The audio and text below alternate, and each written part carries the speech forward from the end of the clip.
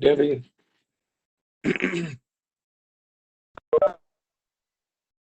Morning, Steve.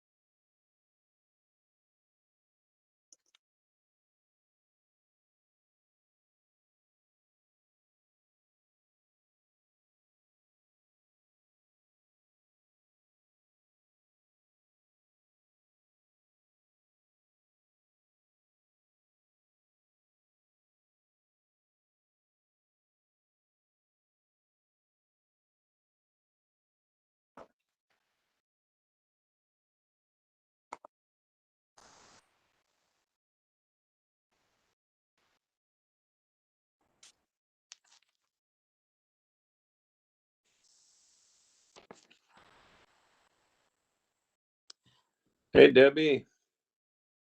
Yes, Steve. How are you? Good. I got home last night. I couldn't sleep.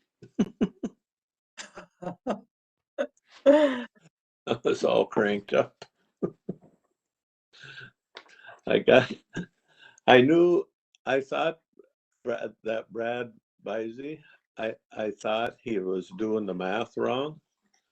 I think he was hearing something that he thought was right, but he Right. had the number in the wrong thing on the assessor.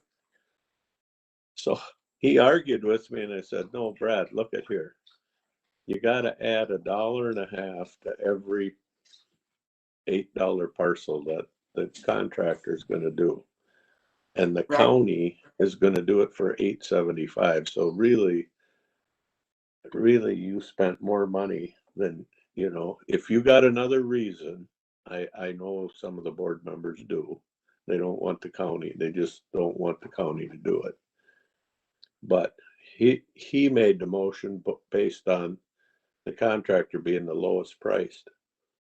And I actually stopped in this morning Yeah. down to their office, and I had said that that I believed that the numbers might have been incorrect that they were working off.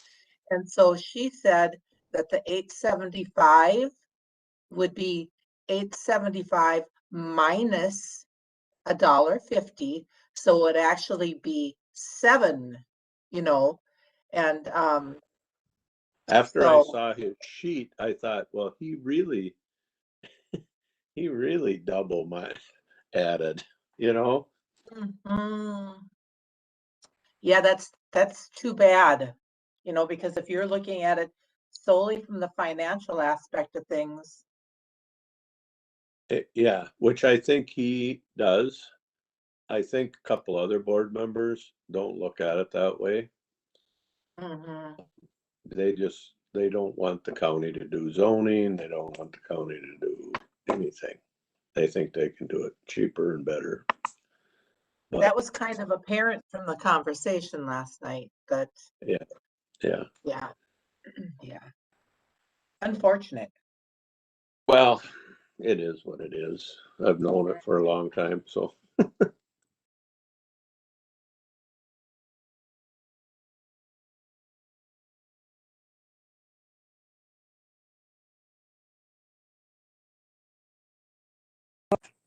Commissioner Hallen, I'm going to mute you during the pledge again, just so you can unmute yourself. Okay.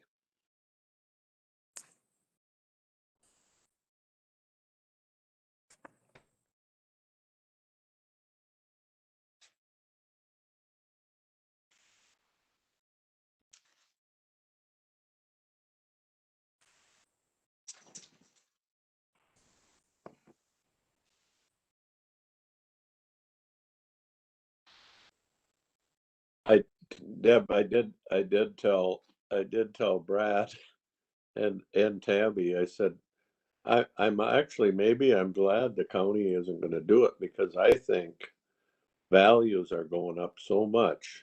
People are gonna see the value of their home.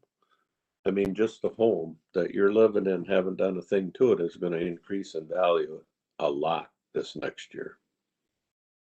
It's Mhm. gonna have to stay pace with the way people are, the sales that are going on. Because these high sales are not anomalies. Every sale is over the listed price, Right. And and it's, the listed price is high. right. And they list something and, within a week it's sold. Oh, a lot of people, 2 days. Yeah, Our it's, pastor, Jack Cook, a retired pastor. yeah, Anyway, he lived out on Par Circle, and Janet Weiner listed his house. She had put a thing out on like Friday, new house coming on the market on Monday. I don't know if I got the days right, but when that day came, they had, I think, 24 showings or 13 showings. I mean, it was just astronomical. They had an offer the first day. wow, I think over full price. wow. Yeah, yeah, The things problem are, is, if you were going to take advantage of that and sell your place, where would you go? You'd have to move 500 miles north. Says, And you 500? Say, you can't get to Canada. You can't get into Canada, so that's out of the question.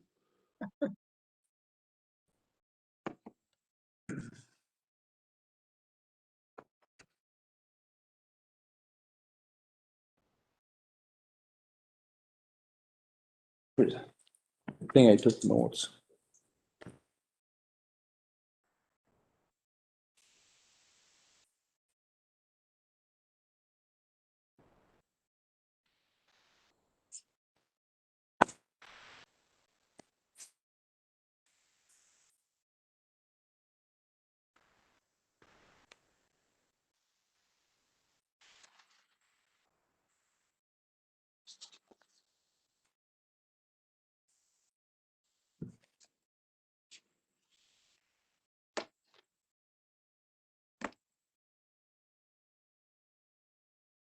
Hey, Matt.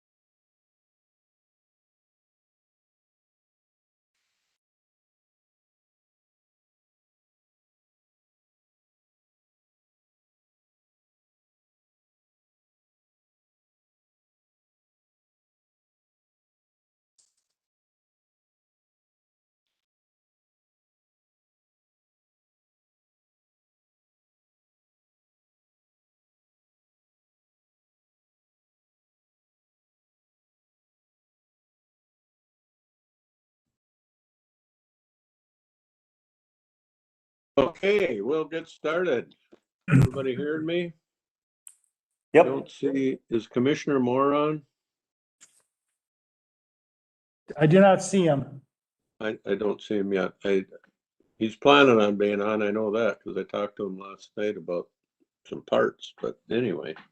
We'll begin, this is the Tuesday, May 4th, county board meeting. The meeting will be in person via WebEx, video phone conference, and streamed live on the internet. The public may join the meeting via WebEx in person at the meeting room or watch the live stream. If joining the meeting in person, the total number of persons, including commissioners, cannot exceed 10, and social distancing of at least 6 feet will be in effect. The governor of the state of Minnesota has issued Executive Order 20-01 declaring a peacetime emergency and coordinating Minnesota's strategy to protect Minnesotans from COVID-19. On March 24th, 2020, the Pine County Board of Commissioners declared a local emergency for Pine County. Based on these conditions, the chair of the Pine County Board of Commissioners has determined that the requirements of Minnesota Statute 13D.021 Subdivision 1 have been met, and it is not practical or prudent for all members of the county board to meet in person. The public is invited to join the meeting in person or remotely. So now we can call the meeting to order and we'll rise for the pledge. I pledge allegiance To the flag of the United States of America, and to the republic for which it stands, one nation, under God, indivisible, with liberty and justice. Mr. Chair? Mr. Yes, Chair? go ahead. Yep. No public in the room here. Okay, thank you. Public forum, is there anybody on a call in? Wishes to speak?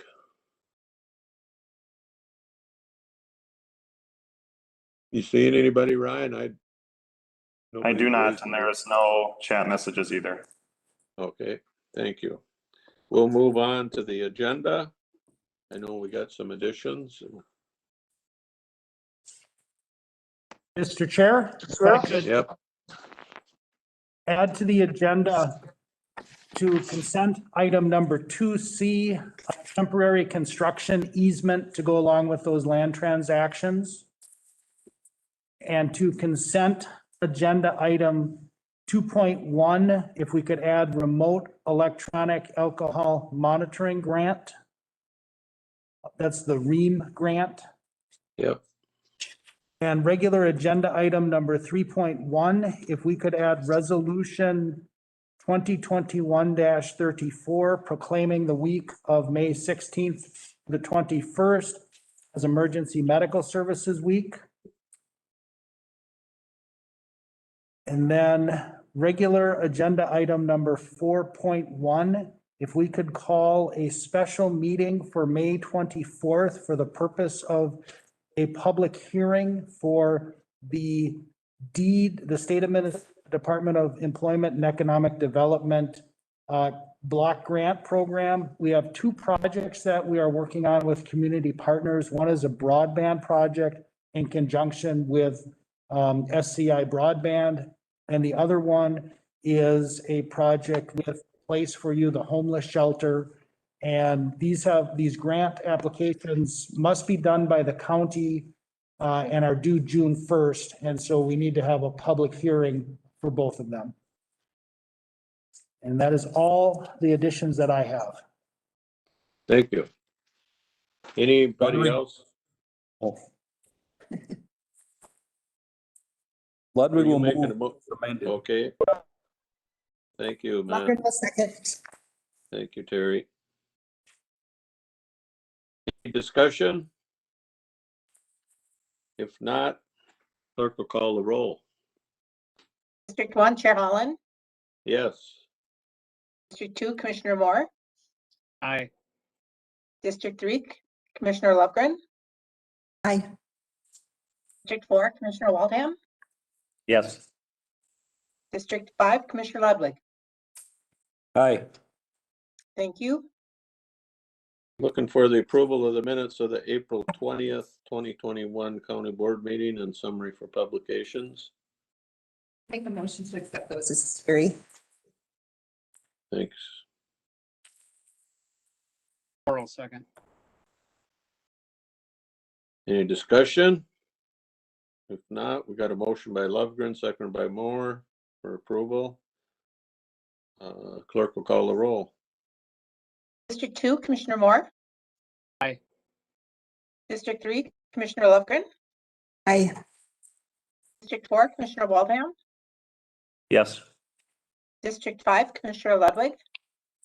Aye. District 1, Chair Holland. Yes. Thank you. And we'll move on to the minutes of the board's reports and correspondence. Pine County Land Surveyor monthly report for April of 2021. Ludwig moves. Lovegren will second. Thank you. We got a motion by Ludwig, second by Lovegren. Any discussion? If not, clerk will call the roll. District 3, Commissioner Lovegren. Aye. District 4, Commissioner Waldham. Yes. District 5, Commissioner Ludwig. Aye. District 1, Chair Holland. Yes. District 2, Commissioner Moore. Aye. Thank you. Okay, we'll move on to the consent agenda. You've had those items in front of you with the additions that were mentioned.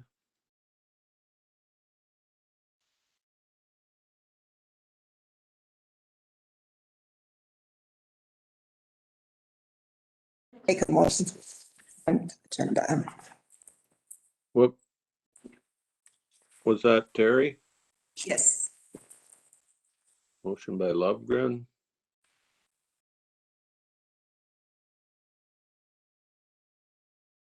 Second. Is that JJ? Yes.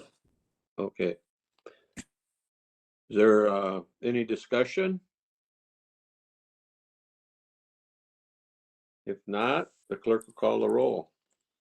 District 4, Commissioner Waldham. Yes. District 5, Commissioner Ludwig. Aye. District 1, Chair Holland. Yes. District 2, Commissioner Moore. Aye. District 3, Commissioner Lovegren. Aye. Thank you.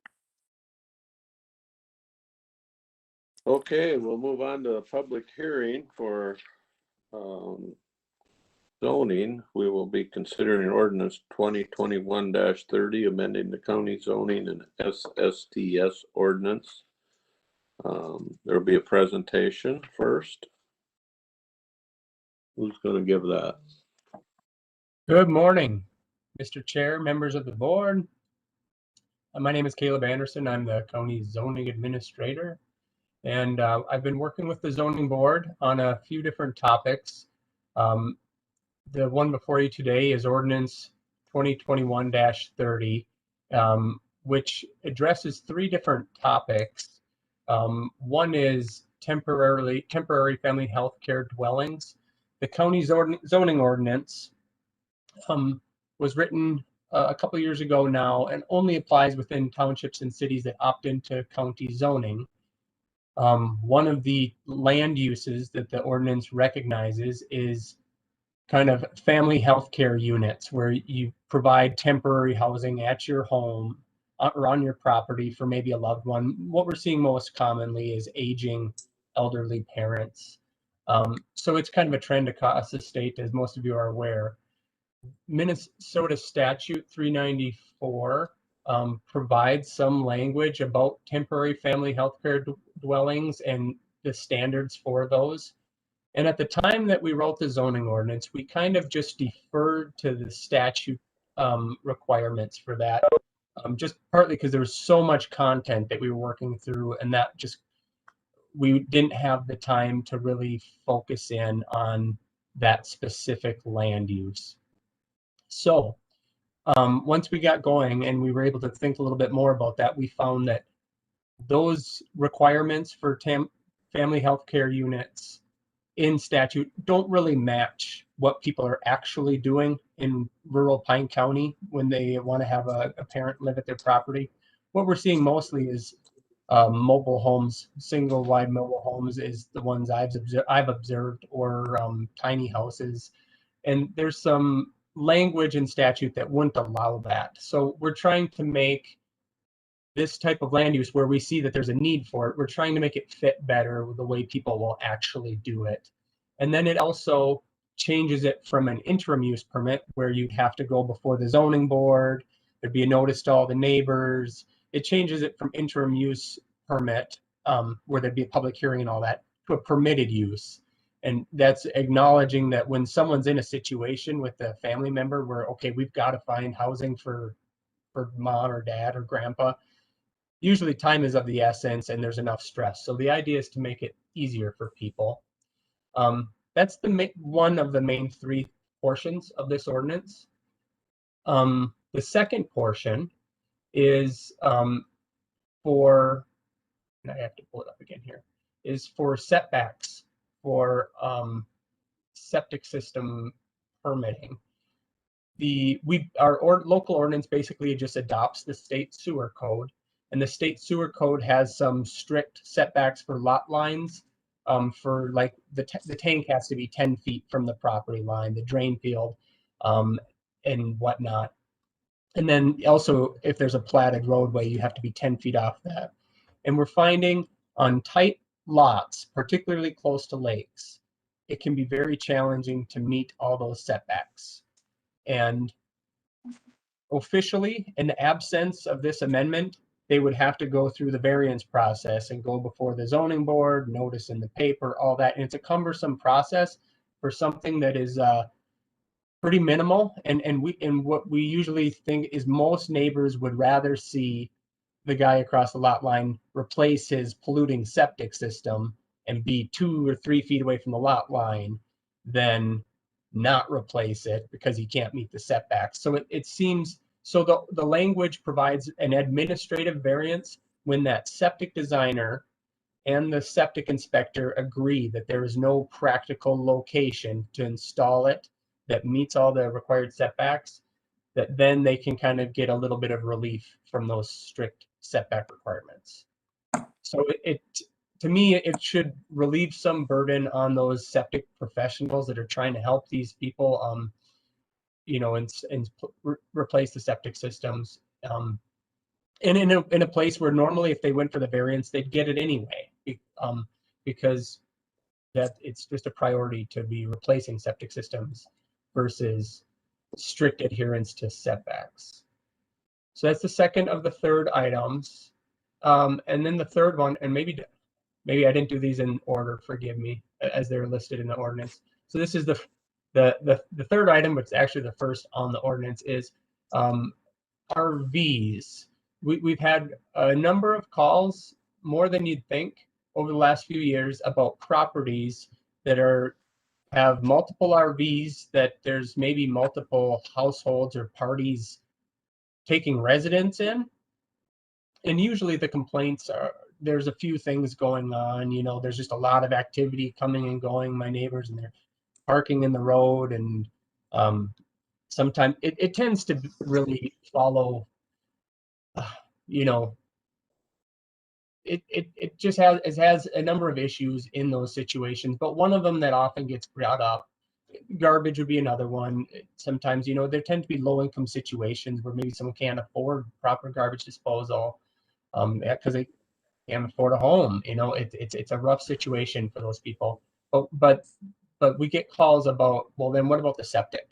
And a lot of time these calls are going through the township because the township is the zoning authority, and they look to us for, well, you're the septic authority. What do these people with the RVs have to do? And I've worked with the Minnesota Pollution Control Agency on that and learned that really with the way our ordinance was written before, we really don't have jurisdiction to require any type of sewage management facilities for those properties. So this ordinance kind of provides conditions under which people living in RVs got to have some type of sewage management. And it kind of looks to a holding tank, or if not a holding tank or a full septic system, then they would have to have a compliant privy composting toilet. And then the final option would be like a Biffy John from a rental company, or purchased from a rental company, and then maintaining pumping receipts. So it's an attempt at getting a little bit better handle on those situations, though they're certainly difficult to deal with. So that is the what, why, and how. Any questions for me on that? Questions, Chair? anybody? I have one. The recreational vehicles, I have some concerns with that one. I have a non-licensed recreational vehicle in my house, at my home, and it's not used, it's just there because someday, we might want to fix it up and use it. So according to this ordinance, I would have to have septic because it's not licensed. The other thing is it says occupancy or use of a building without compliance. I have another mobile home or motor home that we do utilize, and we allow people to stay at there. Our house is full, so if somebody wants to stay or needs a place, a friend of ours, if he comes down from this Duluth, we'll open that up for him to stay there. But it's self-contained, so I can just drive it into Slim's and I can dump it, and it's not an issue. The way that this is written, that would make an issue for people like me. So I guess I'm not in favor with the part that has the motorhome attached to it. Sure. I really like the other aspects, Caleb, and the way that you're working to help the people and make it easier for them if they have an ailing parent or something like that. Or, I like the other portion, but I'm really concerned about the motorhome issue or the recreational vehicle issue. Yeah, your point is well taken. And the way it sounds is the intent of the RV portion was not properties like you're describing, where we own an RV and it's parked on our property. That is definitely not the intent. So let's see. Regardless of their time of theirs shall be treated as buildings. When each of any of the following occurs. So yeah, so if it didn't have license tabs, that would trigger it. Obviously, the one that you take camping would not be triggered, correct?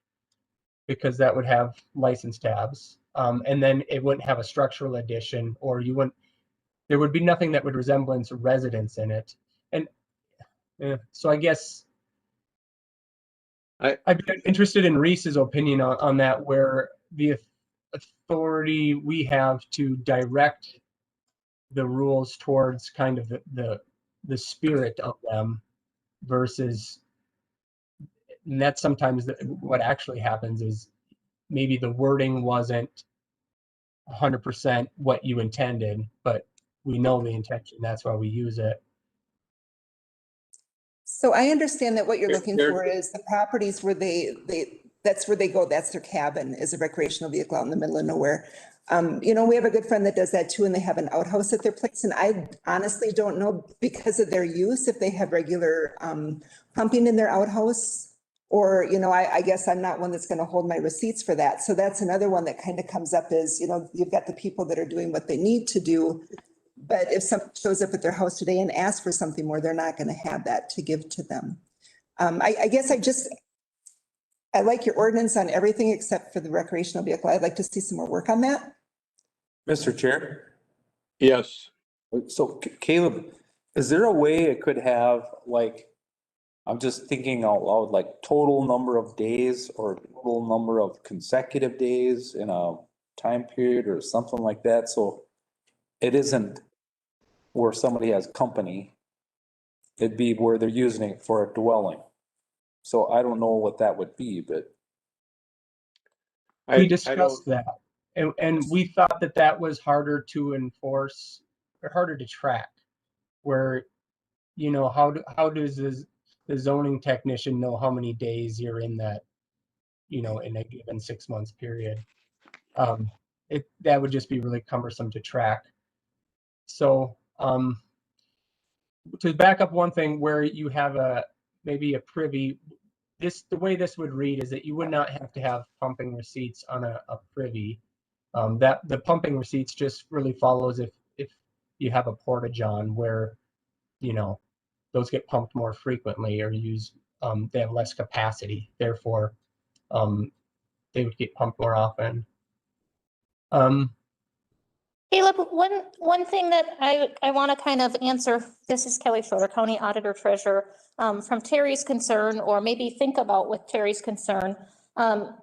So we have a lot of motorhomes, travel trailers that are just sitting off in the weeds for the someday project that are not licensed. So the way that this reads, yes, because they're not licensed, they would have to have a septic system.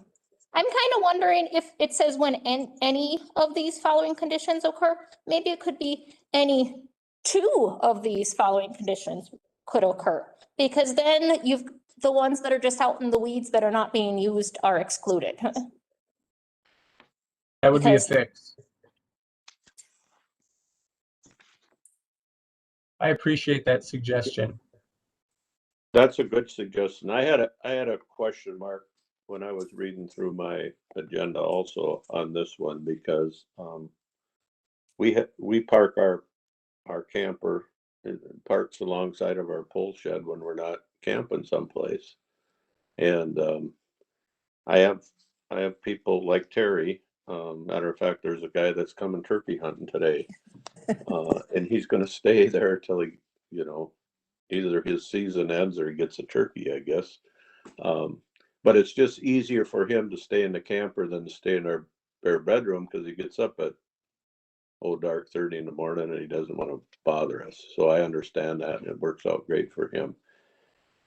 But nobody would know if anybody was staying in there necessarily unless they came in my yard, because it sits there, you know.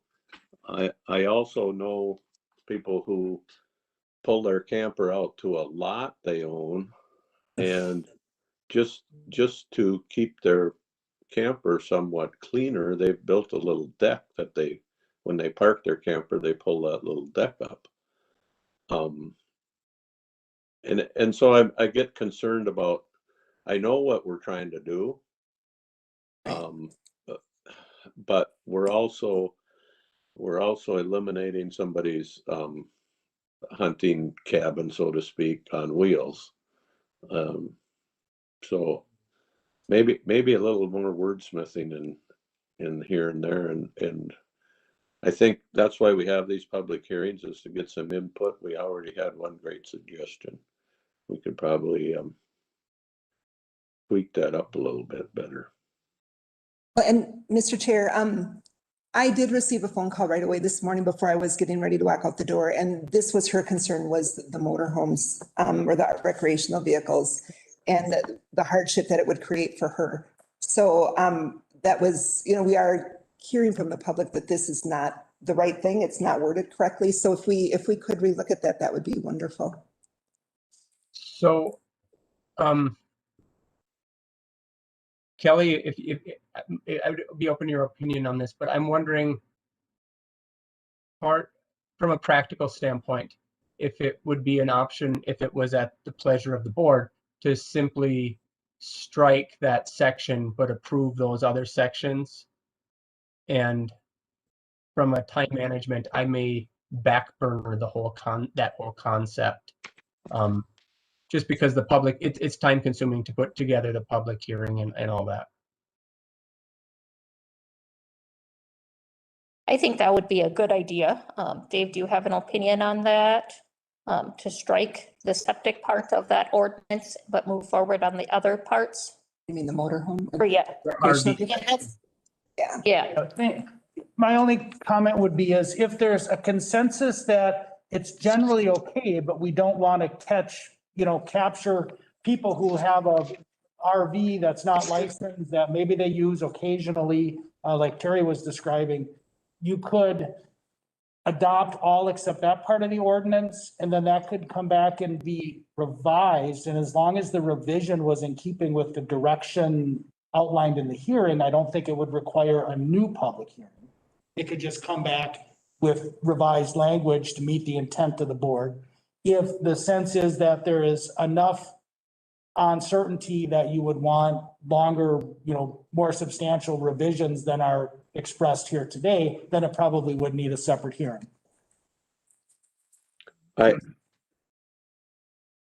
Caleb and board members, I do get plenty of calls from people who are disgusted with the fact that 4 or 5 people have moved in and squatted on somebody's land. Somebody owns the land, but now they've almost become a mini campgrounds, and there's nothing anybody can do because they're sitting on, they have no septic system. I don't know what they do for running water. They haul it in. I don't know, but it irritates neighbors. So I think there is some validity to doing something. I just think David's suggestion, maybe if we could wordsmith that up a little bit, we could capture the intent without punishing the people that are doing what we described. Mr. Chair. Mm-hmm. So Dave, what you're saying is we could direct it to, maybe even say what Kelly said, where it's got to meet 2 or have 2 of the deals. That still kind of gets us where we want to be. It's still, but then we don't have to do another public hearing. Is that what you're saying? And then when the ordinance changes, we can pass it at the next meeting or whatever down? Is that what you're saying? Correct. And we can ask, Reese to weigh in, but as long as, if you take the public feedback and you tweak the ordinance based on your preferences and the public feedback that you hear, and that is all relatively clear at the public hearing, and it's just a matter of wordsmithing it, then staff can wordsmith it and bring it back for future approval. Because I agree with Steve about, I think the intent is, Caleb, is the people that have a wood stove in their camper and are living in the thing literally, and all year round they got hay bales around it and the whole 9 yards, that aren't complying with anything and just dumping their raw sewage in the creek or in the swamp, or that's what this is intended for. I don't think you're going to go around looking for RVs that are sitting in the woods that aren't licensed, that nobody obviously is staying in, but I understand concerns where that could be an issue. So, I mean, I don't know. I would rather see that, because I think the far more concern is the people that are abusing it than the simple things. So, Mr. Chair, Yes. so could Caleb or Kelly, you don't have to have the exact language you're gonna use, but could they just restate what would the fix would be? When Kelly described it, or Caleb could say it. So in 4.06.01A, recreational vehicles, regardless of their time of establishment on a property, shall be treated as buildings and subject to the provisions of this ordinance when any of the 2 following conditions occur. Okay, That was Kelly's suggestion. okay.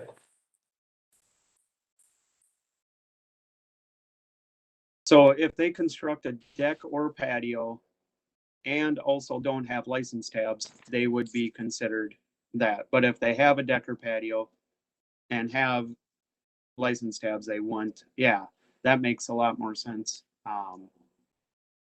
And Mr. Chair, I'm just not sure that gets to what we're trying to do, right? So what's the intent of the ordinance? The intent of the ordinance is to keep people from living in a camper without sewage treatment. Is that the gist of it?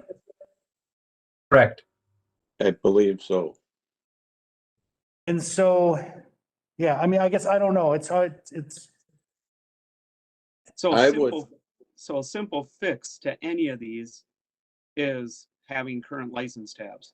And I think I just purchased them. They're $50 for our camper. I don't know on a motorhome if they're a lot more or not, but And that makes my point in that if it's currently licensed and you're using it in a way that the ordinance is intended to prohibit, the difference between you being legal and your neighbor being illegal is that you're willing to pay the $21 a year for the license. Yeah. That doesn't seem to get to the use that we're trying to control. And Mr. Chair, in all honesty, it's way cheaper for me to go get license tabs for my camper than it is for me to pay property taxes on it, which I will pay if it's not currently licensed.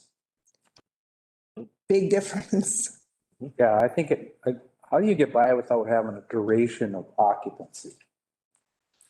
Somewhere Well, in there. to answer your question, Dave, if they went and paid just to get the tabs to get out of hot water on it, you still would have the other criteria, numbers 1, 3, or 4. If you met one of those, then you'd be subject to the rules.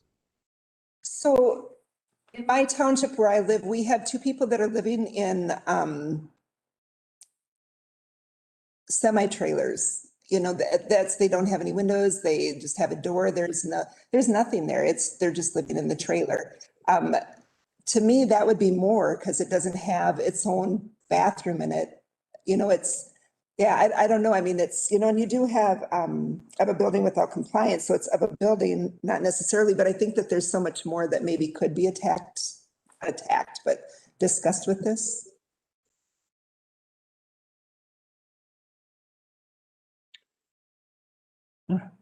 Can we go back to the idea of striking that portion and sending it back to the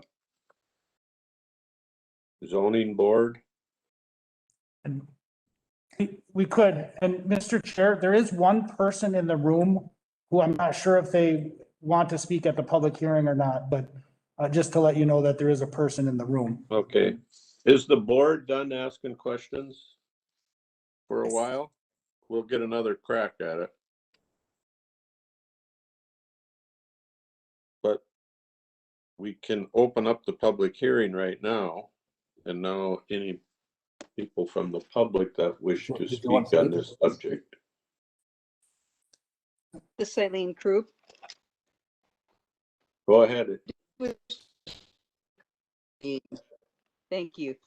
I do wish to speak about the RV part of it, and I have a similar thought on that. I just think attaching a license to anything having to do with the SSTS is a stretch. It's a little bit of overreach there, I'd say. I think that's probably a township issue. I think the licensing needs to be kept out of that because there are people who have, and I think Commissioner Lovgren mentioned this, there are people who do have motorhomes in their yard. Maybe they haven't driven them for 2 years and maybe they haven't had a chance to license them. But I think that taking them and using a license as a reason that's pretty fragile. I think you ought to stay away from that. And maybe if you're looking to control something like this, maybe when you're looking at people who have RVs, motorhomes, or whatever, and you're worried about whether or not they have septic in there, maybe that should be a public health issue. So, take it out of the realm of licensing and control where it should be township control and put it into a public health issue and leave the licensing part of it to township regulation or ordinance. Thank you.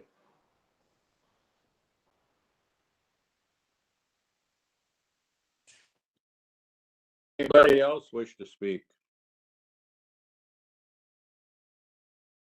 If not, the board, what's the board's, we'll close the public hearing and go back to the board. What are your wishes, board? Mr. Chair, Yes. I guess, like you said, the biggest thing with this is I don't, you know, the problem is you put something on paper and that's what you have, but the intent is not going after that type of stuff. The intent is sewage being not properly disposed of. I don't think anybody here can disagree that if your neighbor was doing this, flowing onto your property, you would not be happy. I live on a creek currently. If my neighbor up the creek was dumping his in there and there's absolutely nothing you can do about it, I would guarantee you anybody that's on this at this meeting right now would not be happy. So I do believe there's something that should be done, and this isn't something that doesn't happen. It happens all the time. That's why we're addressing it. I don't know if it might be worth re-looking at it. I don't know what you can change to make it that way, but I guess a question for me is, could somebody, let's just use Commissioner Lovegren as an example. If Caleb showed up at her house and said, hey, you got to put license on this or whatever, you can clearly see if someone's living in it or it's a project or something like that. Could they use their discretion to not do something about it? And or does that just get sticky? I don't know. That's what I'm asking.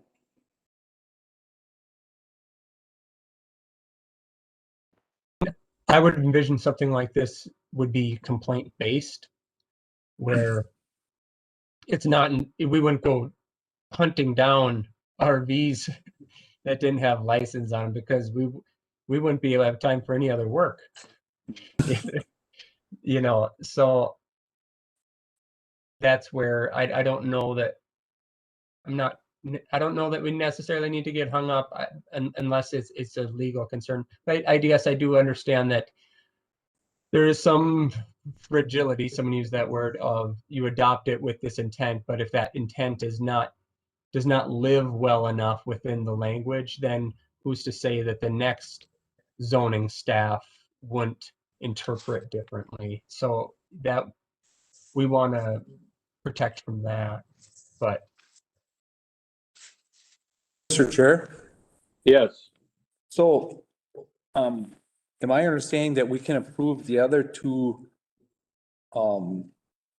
statute or the rules and ordinance, the 4.3.1 and the 5.03.04? Because we agree on those, and the only thing that need to be looked at is the 4.06.01. That's my understanding. And I will move that if we're at that point. And Lovegren will second. Thank you. Any discussion on that? So just for, yeah, Mr. Chair, if I could, please. Yes. For clarification, we're just going to leave the 406 or 01 out of it for now, back to the drawing board kind of thing, and we're coming back to it. Correct? We're going to come back to it. We will Okay. direct staff and the zoning board to come back to it. Thank you. Does everybody understand what we got a motion by Ludwig, seconded by Lovegren, to adopt the two sections.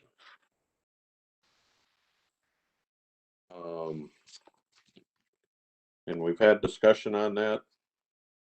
So we're gonna adopt 5.03.03 and 04.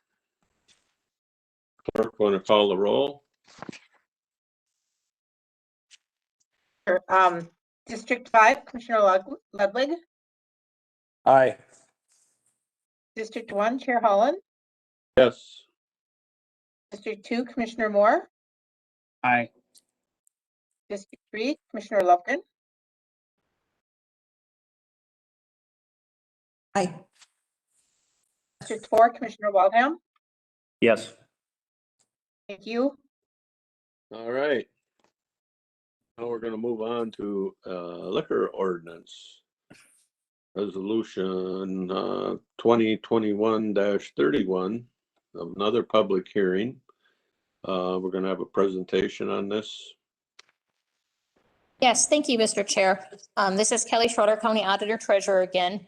So you have before you today an amendment to the liquor ordinance. And it's kind of an interesting amendment that was brought up by one of the license holders in Pine County.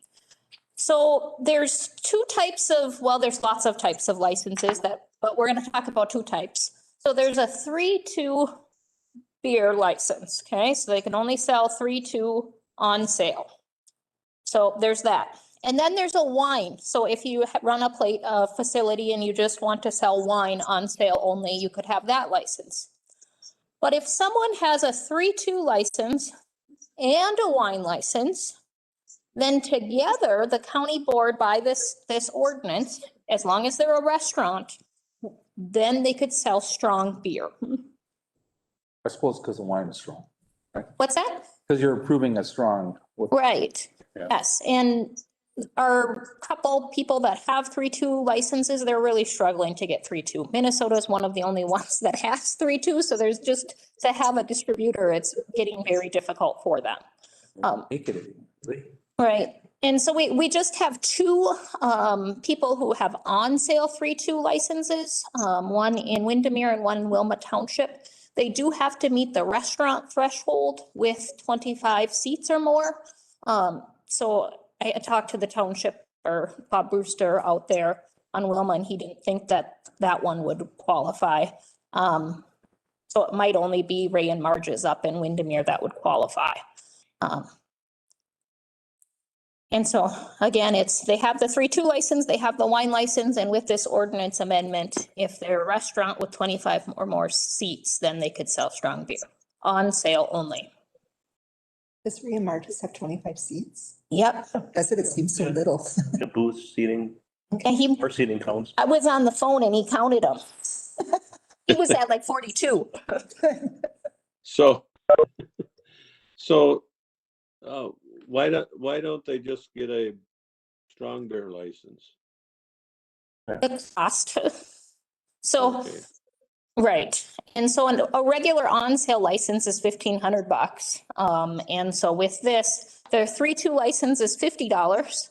And then I have a proposal to set the wine license fee at $150. It'd be 200 versus 1,500. Right. It's $200 versus $1,500. So then they thinking are going ahead, why wouldn't any other restaurant want to do this same thing?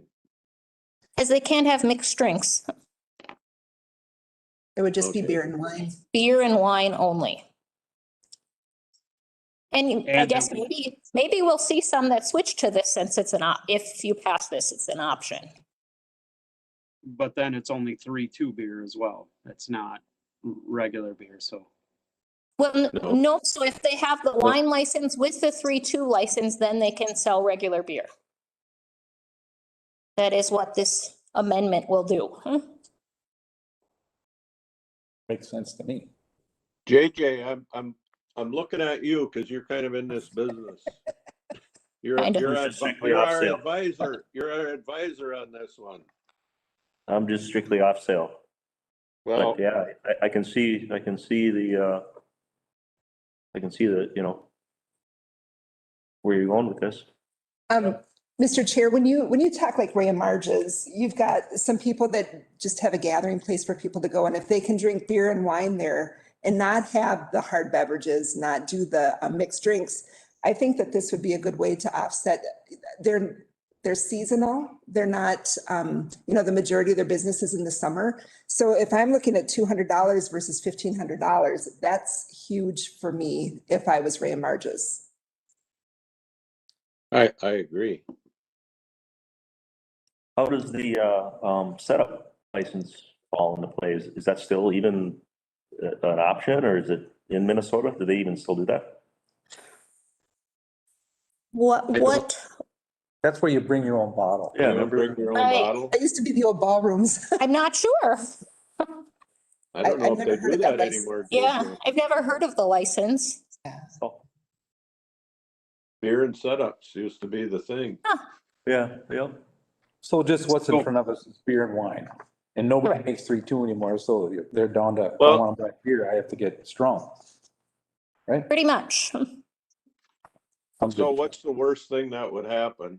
We'd have a bunch of little taverns that said, hey, I don't sell much booze anyway. I'm just gonna go to this. Yeah. I'll give up my 6 customers that come in and have a shot of brandy every day and The save market, 1,300 the market will bucks. drive that, right? Right, right. And That's so right, maybe that's- we'll Setup. survive. We want them to survive. So, Mr. Chair, I got one question for Kelly. Mhm. Is this how it's typically handled in other places? I was Yes. just in Florida and we were at a few Oh. restaurants down there. And yeah, I was surprised all you could get is beer and wine at some places. You couldn't get a mixed drink. So I thought everybody sold margaritas and Mai Tais down in Florida, but they don't. So, and that must be why is, and they said they didn't Potentially. want a full liquor license. So, I mean, not that we need to follow what other people do, but that does make sense to me. You know, so I'm good with it. Yeah, I don't know about other states, but I know, so I had talked to several of these northern type counties and they all are doing this. Okay, And even the city of Sturgeon Lake's doing this. Yeah, Well, so the only, I just thought of something that might not matter, but let's just say you have a C-store, and that's where they used to put the 3-2 in the chute with the pop. Can they just put strong beer in the chute with the? No, because this is on sale only and you have to be a restaurant with 25 seats or more. So we do still have, like the little C-store up 23 in Yeah. Eric or Bruno, that's a 3-2 only. And I know they're struggling, but this is on sale only and there wasn't any options to expand it. Okay, Mr. Chair, thank you. I have Yep. a question. Does this Yep. ever have anything to do with any of the wineries that we have? No, they have their own special licensing that's through the state. I was just wondering if things had changed. Nope. that's goofy. But anyway, we're not gonna change those rules today anyway. We got most of our questions answered. If we do, we'll open up. Is there anybody from the public that wishes to speak on this? In the room here.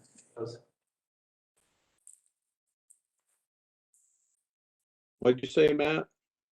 No one in the room here that Okay. wants to speak. Okay. Well, then we won't have anybody from the public speak. I'm not seeing anybody raising their hand. So we'll close that public hearing. We'll come back to the county board if anybody has any more questions. Otherwise, we'll look for a motion. Morrow make a motion to approve ordinance. Now I gotta scroll back up. 2021-31. Thank you. Lefgren will second that. Got a motion by Moore, second by Lovegren to pass ordinance 2021-31. Any more discussion? If not, clerk will call the roll. Mr. Chair. Yes, yes. Also, the fee should be stated. Oh, you want to state that in your motion? Yep. Josh? Yeah, I will state, yeah, it's 200 or 150. It's 150 for the wine and $50 for the 3-2, so it'd be $200. Right. Okay. The $50 fee is already set, so it's just the 150 that we need to address. for the line. So Okay, it would be a total of 200 for both of them. Right. Okay. all right. So the ordinance 2021-31 at $150. You okay with that, Terry? Yes. Now the clerk will call the roll. District 1, Chair Holland. Yes. District 2, Commissioner Moore. Aye. District 3, Commissioner Lovegren. Aye. District 4, Commissioner Waldham. Yes. District 5, Commissioner Ludwig. Aye. Thank you.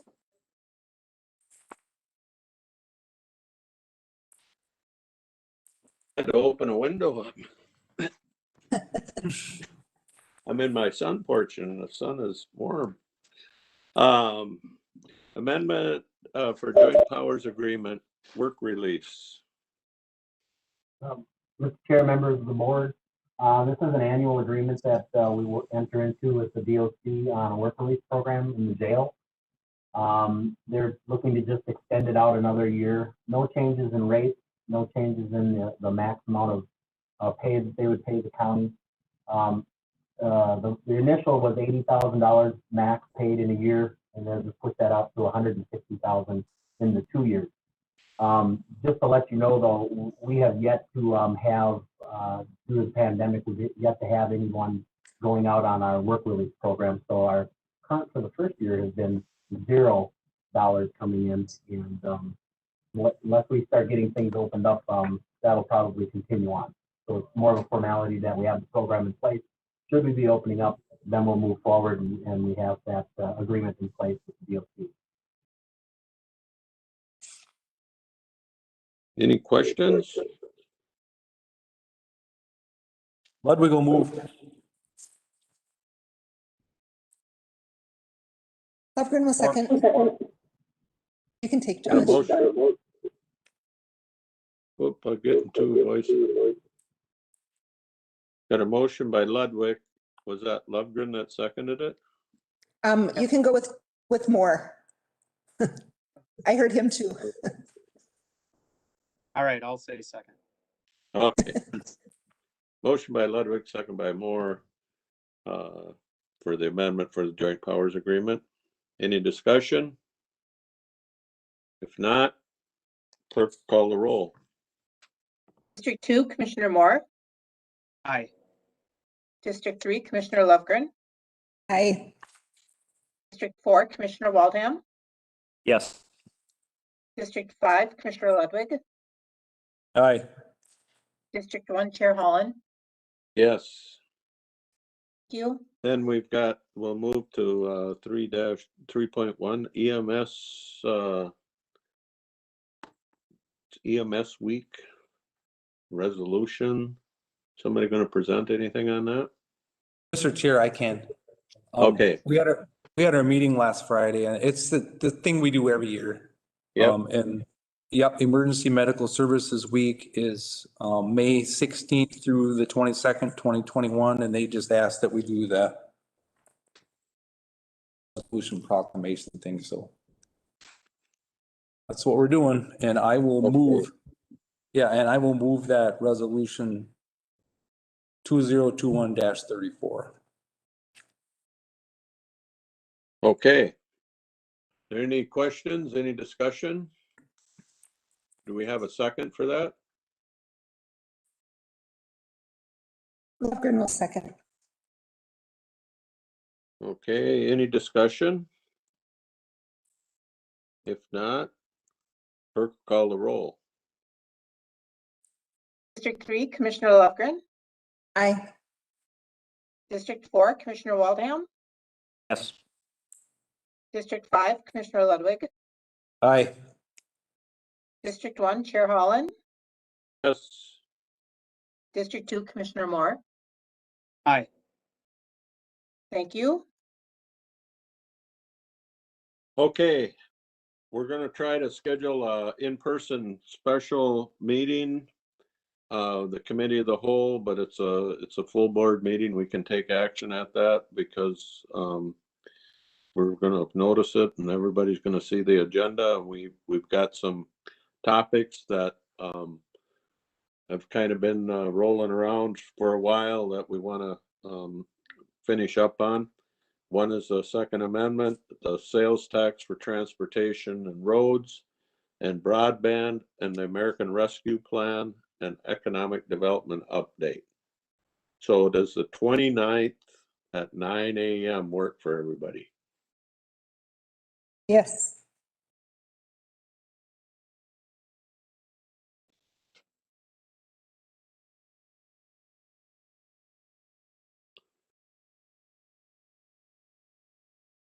Mr. I Chair, don't think we, yes, I seen you do have, there was like a remote option on that.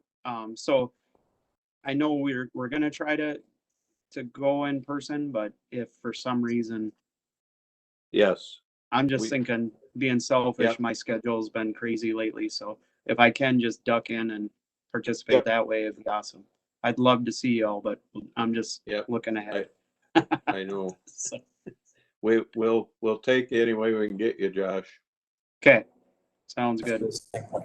Just in case. Yeah, and Yeah. Mr. Chair, just to clarify, there will be a full remote option for the public as well to either watch it on the web stream or on the WebEx. We could probably add that to the agenda, David. I think by consensus, we've kind of think that might be a great option to continue forever with. Especially as we start rolling out great broadband across Pine County. So, I don't think we need a motion on that. Or do we, David? It's not required. Okay, we're gonna all be there on the 29th, one way or the other. And we'll move to 4-1. Special meeting for the block grants for deed. It's just gonna take staff till the midnight of the 23rd to get everything together probably. We'll have a meeting the 24th. We have to pass a resolution to pass that up to chain of command. So May So, Mr. 24th. Chair, Yes. we're working on two projects in conjunction with local partners. And we anticipate that these will be projects that will meet the qualifications and that we can submit. But as you were indicating, we will be working up to the very end to get them submitted. The deadline for submission is June 1st. Yep. Mr. Chair, Yes. the question is, I just sent out that email to all the cities yesterday. So if we get more cities that can get everything together, can we add them to this special meeting? Because the cutoff's going to be the same for all of them. And if a city were going to apply, they would have to hold their own public hearing. Okay, it wouldn't be done through us. Okay, okay. Yeah, yeah.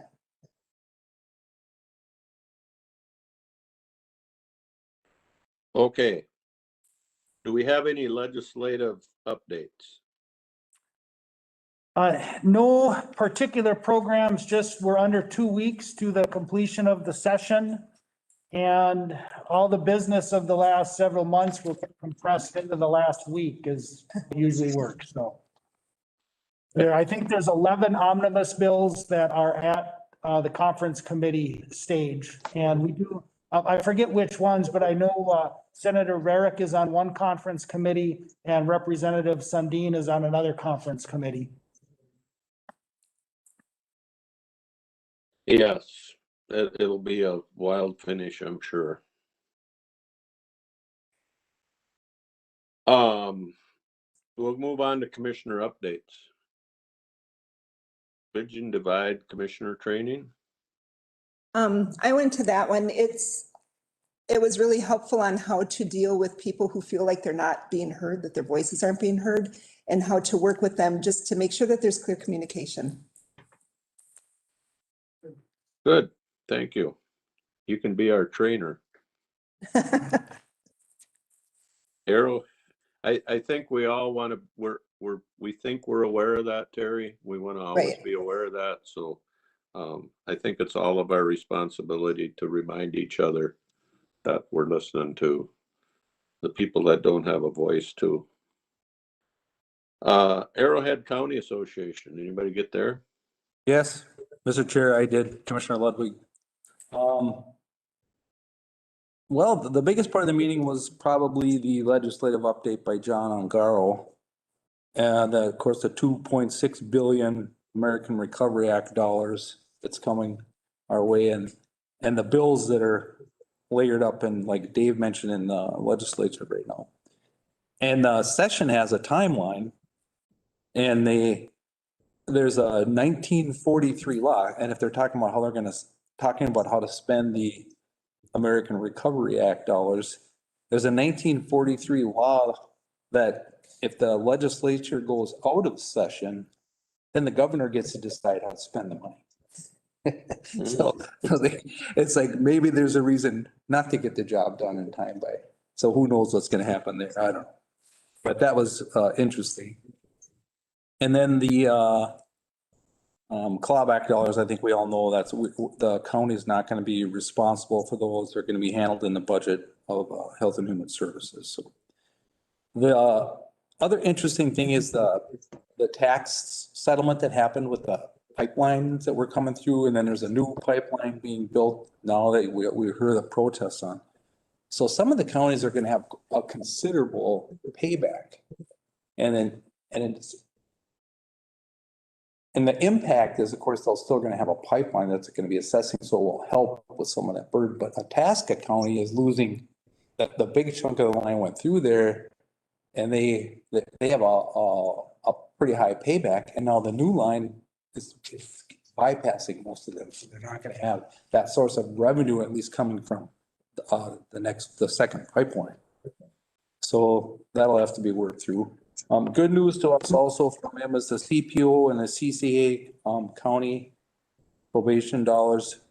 They're not going to be cut. That was reported originally in that memo, and they're actually going to be an inflationary increase to both. Then in the county roundtables, Carleton County is happy with their satellite broadband. And of course, Itasca brought up the big getting hit by the pipeline dollars, and Cook County reported that their whole board toured all of their county buildings to do an assessment and see what's coming at them in the next, which I thought was a good idea. We always get ours reported, but they did it. And then Aiken County is struggling to get Health and Human Services nurses. They cannot hire nurses. So they're reaching out to try to figure out some way to get the word out. And then, of course, I reported from us that we had hired the new economic development coordinator. So that pretty much does that one, I think. So thank you. Thanks, Matt. Yep. CBR Accelerate program, Josh or Terry or both? I can go. It is getting very interesting. It's starting to get more to the point where we're doing the provider phone calls and talking to the providers and seeing where we can go with it. And yesterday I talked with CenturyLink, and it was just a very, one of the things that really hit is that they're getting hit from all directions from all these people, because all of a sudden there's a lot of money out there to fix and he said, we may not be able to help you if your project, isn't kind of within where we can go. So it's really, I think that might be one of the challenges that we're going to have is getting the providers that can help us, because they're all getting really slammed with things. There's just a lot of help out there. But in the meantime, there's more grants that are coming out for the small cities and the one that we were just talking about. And it's exciting to know that we will be able to serve our county with broadband coming in the future. Mr. Chair, I'd just like to add, I missed the last two, but I did sit in on a call with Frontier Communications last week, I think it was. But yeah, and that was I really think, like Terry said, a lot of stuff's coming up. I think our leverage is being one of the lowest counties served.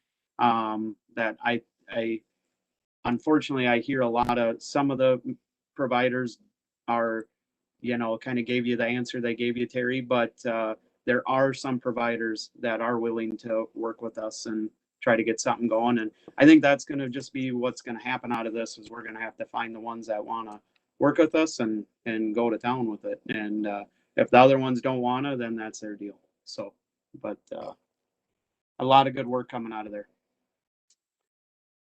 I think I'm very encouraged just from the fact that we've been able to pick up the phone and get numbers and names of people to talk to, and they've actually talked to us, which is more than we've done for a while. David and I are trying to line up a meeting with Midco. I haven't connected yet, David, on a date with those folks, but like Josh mentioned, we did talk to Frontier. We've talked, David has been in contact with SCI, Savage Communications, several times, and so they have a project going on that they're going to apply for. So I think we have, and CenturyLink has stepped up to the plate in our neighborhood and not provided stellar service, but certainly way better than what people have had. And Brad By said, I can actually conduct business now. I can stay home and have a Zoom meeting and not lock up. So that's improvement. So we're happy about that. And we'll keep charging ahead. Snake River Watershed, that's canceled. AMC Futures, virtual coffee. Did anybody make that one? I did. It was with Mark Thomas from the U of M, the professor of neuroscience. It was a lot of talk about alcohol and meth are just as troubling as opioids, and it's a very costly, widespread problem. There's over 700 billion per year problem in the U.S. And we're at war with the supply and the drugs. Fentanyl is really easy. It doesn't take much to do what it does. So it was just a lot of conversation about the drugs that are out there and how it affects the people and how it affects your mind, so that you believe that you have to have them. Thank you. Watershed policy. Did you meet, Josh? Yeah, we did. Like you said, the watershed management board was canceled, but we had one watershed, one plan stuff. And yeah, we had a meeting. We talked about mussels. We talked about lake sturgeon. Just a lot of interesting stuff in the watershed. And it looks like the next meeting we're going to have a discussion on what we're going to do with the Snake River Watershed Management Board. So Okay. we haven't had a meeting. I think we had one meeting last year on there and none yet this year. So it is, I think we're planning on trying to just merge that in with the one watershed, one plan. Makes that. sense. Yep. East Central Regional Development Commission. Anybody get there? Me, Josh, and you met yesterday. What did we talk about? That's the Economic Development Committee Oh, okay. that you're thinking of. Yeah. This is the ECRDC in Mora with Bob Voss and Jordan Zeller.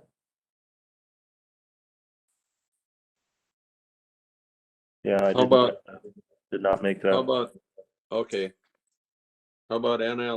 NLX? Did they meet? Mr. Chair, they did, but I was not able to make it and Terry wasn't either. We were both busy, so. Okay.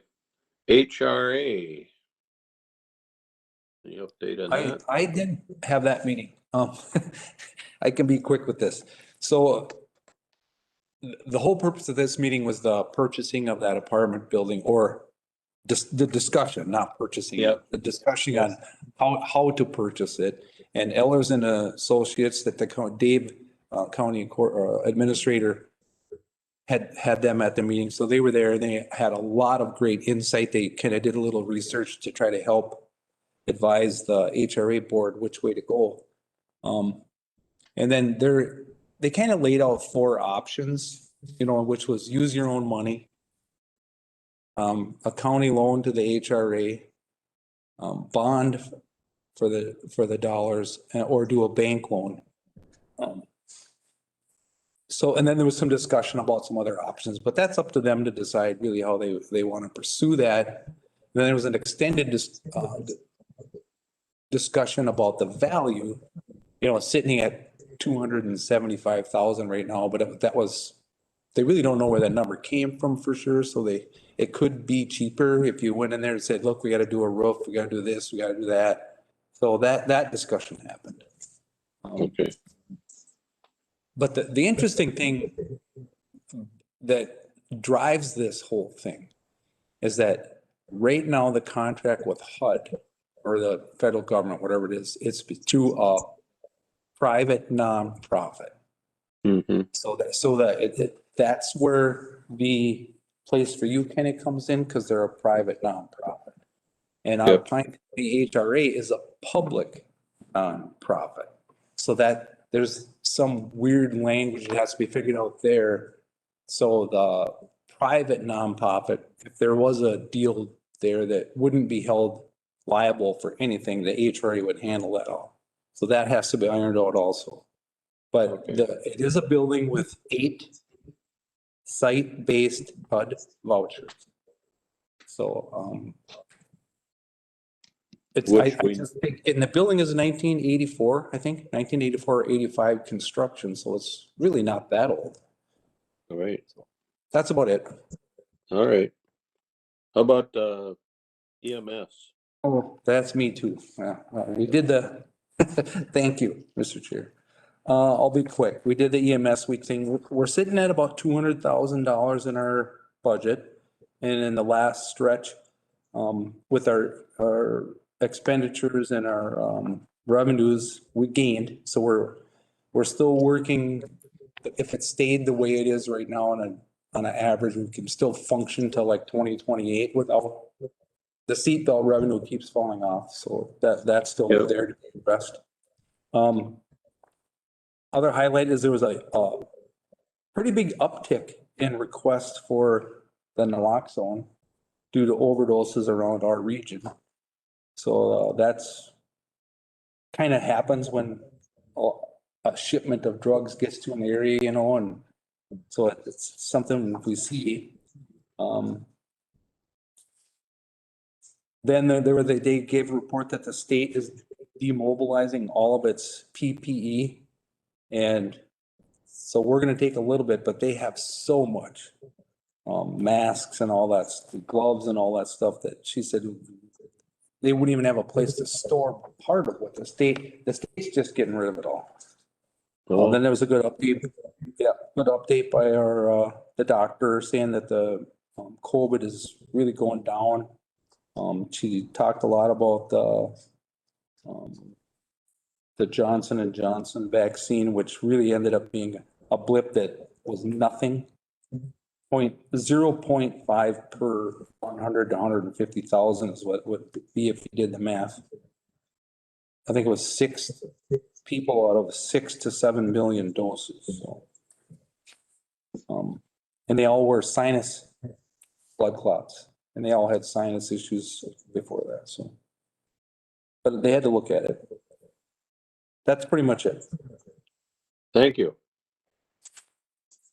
Economic Development Committee. That was the one we met yesterday. We met in person, which was nice. And it was me, David, Leslie, JJ, and Kelly was there for a little bit. We just kind of talked about getting a staff person in that position, kind of what direction we're going to start going, having some regular meetings. And I don't know, it was exciting, I guess. We're got some good things coming, and I don't know if David or JJ want to add some stuff to that. Yeah, we just talked a little bit about the rescue plan. Money is coming to both the county and then the cities and townships. You know, and the importance of getting the word out to the cities and townships that they do have some money coming their way, and they should be checking their mail regularly to make sure that they find it and get a plan.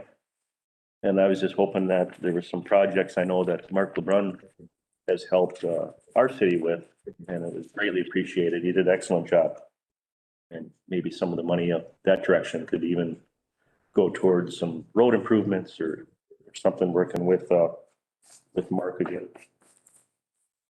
Yeah, and it was very nice to meet Leslie. I think she's personally, I think she can do a great job. Just, and I understand with her background and her enthusiasm, I think it'll be great. And just maybe to go into a little bit of more detail on the American Rescue Plan, because I think the committee has given some overall direction on some priorities for us to be looking at.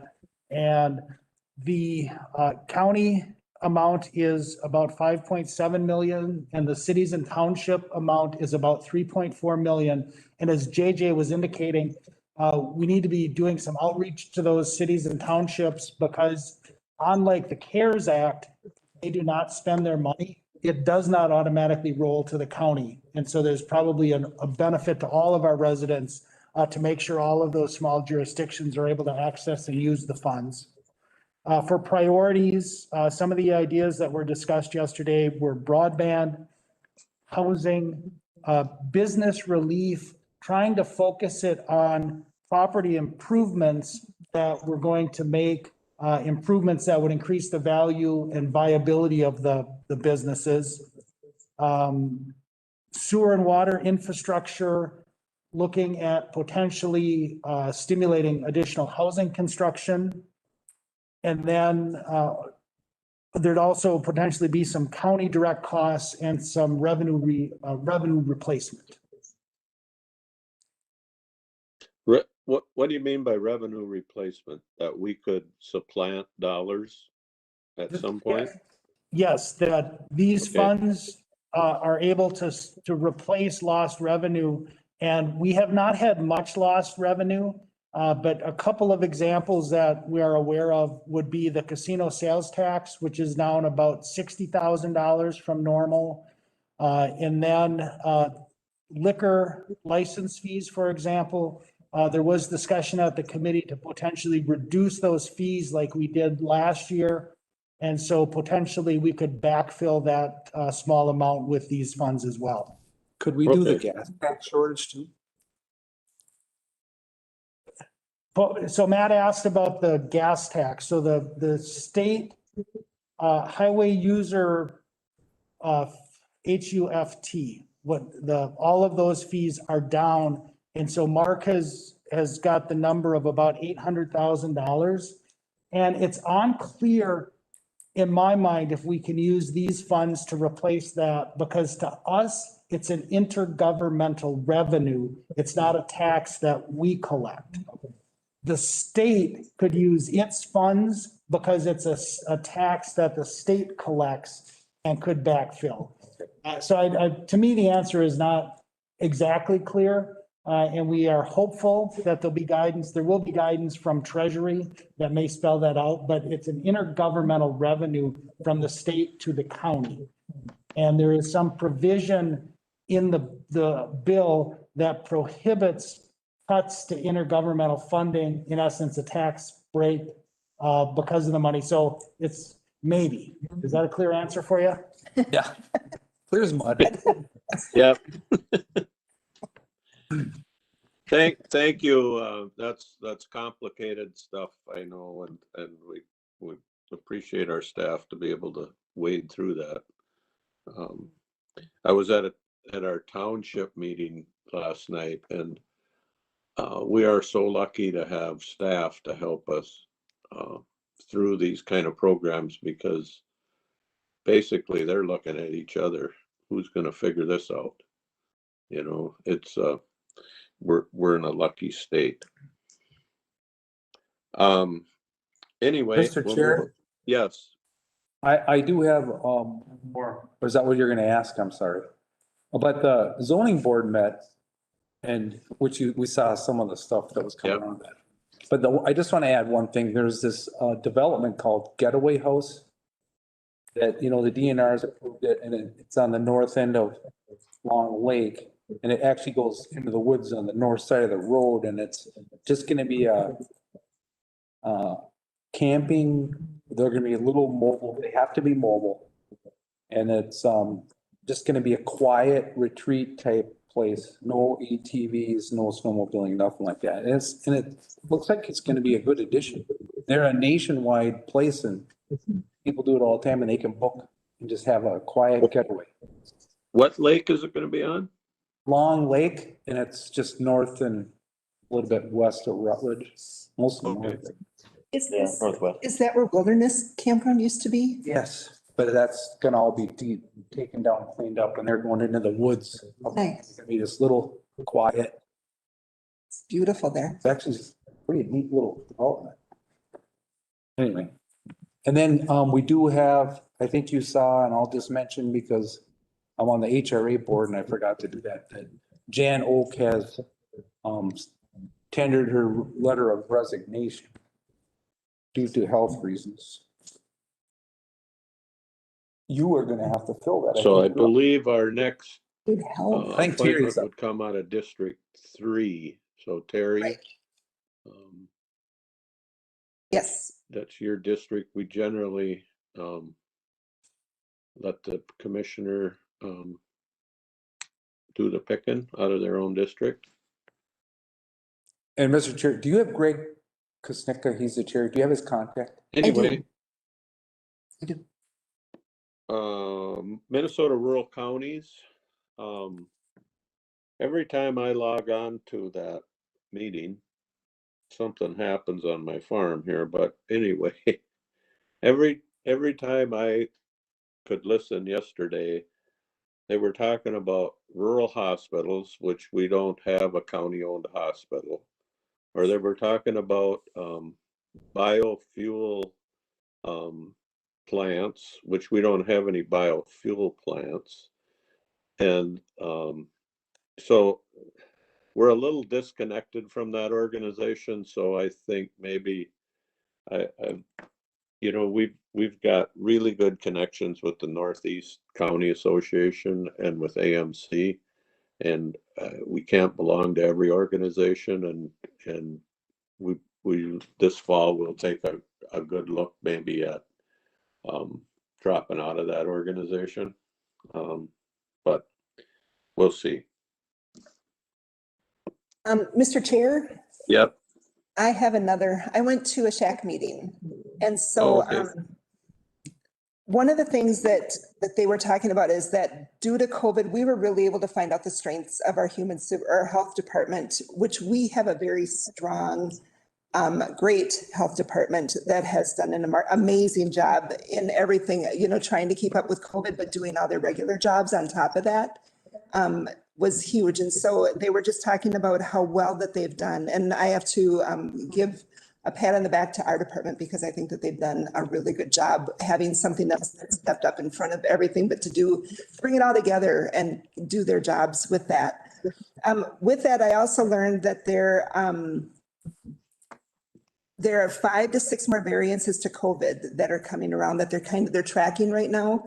The concern that they have is that some of those tracks are going to be going around the vaccinations that people have had. And so there's concerns because it's the COVID vaccines will not help those new tracks that are coming in.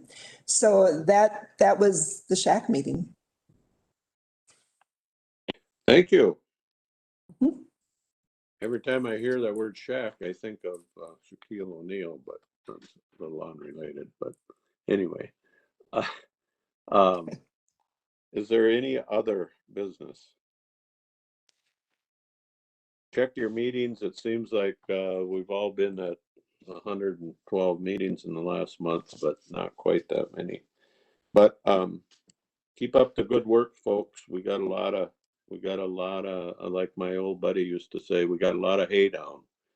So we've got a lot of irons in our fire and fires, and we got to keep them burning. So let's keep plugging away. And thanks for Terry. Thanks for pointing out our public health staff. I think of everybody that stepped up to the plate this last year. They were among many departments, but probably the one that we can point to and say, wow, they really stepped on the gas. They did a great job. So anyway, if I hear no other business, I'll declare the meeting adjourned. Thank you. Oh, you're gonna stay for a couple minutes? Okay, good. Debbie, Question for you. A second. Yeah, I do. I'll be right back. Okay. when you gonna have stuff I ready know, for okay. me? You got it? Sent it to me? Whenever you can come in, it's ready now. Okay, I'll be in a little bit. Okay, thanks. Yep, bye-bye. I don't know if I should Bye. go to the restroom or.